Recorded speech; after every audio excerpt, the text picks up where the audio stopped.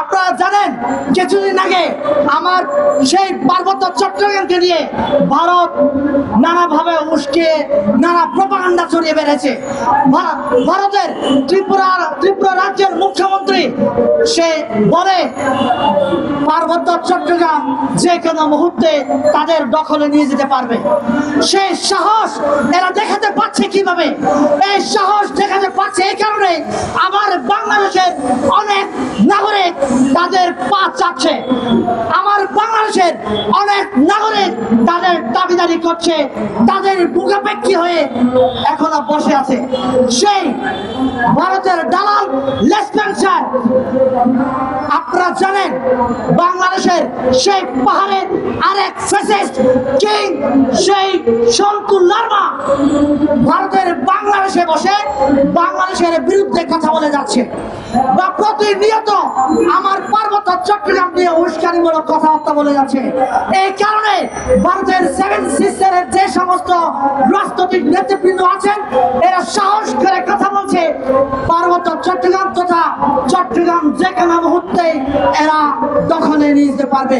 আমার বাংলাদেশের দেশপ্রেমিক ভাইদেরকে আমি বলতে চাই, আপনারা এই পার্বত্য চট্টগ্রামের দিকে উস্কে নজর দেন। এই পার্বত্য চট্টগ্রামকে এরা উস্কিয়ে ভাতৃঘাতের সংঘাত তৈরি করে এরা প্রতিনিয়ত বাংলাদেশটিকে বিচ্ছিন্ন করার জন্য ওরা পায়তারা করছে।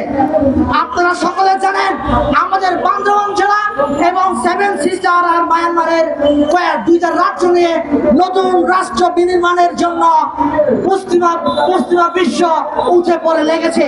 তাই আমাদেরকে সতর্কতার সহিত এটাকে হ্যান্ডেল করতে হবে। তাই আমার এই বাংলাদেশে বিগত সরকার যারা ছিল এই সরকারগুলো এই পার্বত্য চট্টগ্রামের দিকে সুনজর দেয় নাই, যেমনটা আমাদের উত্তরাঞ্চলের জেলাগুলোকে নজর দেয় নাই। যেমনটা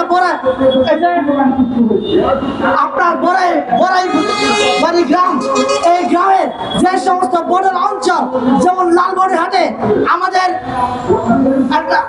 একটা যে বিমানবন্দর হওয়ার কথা, এই বিমানবন্দর আমাদের চালু করতে হবে।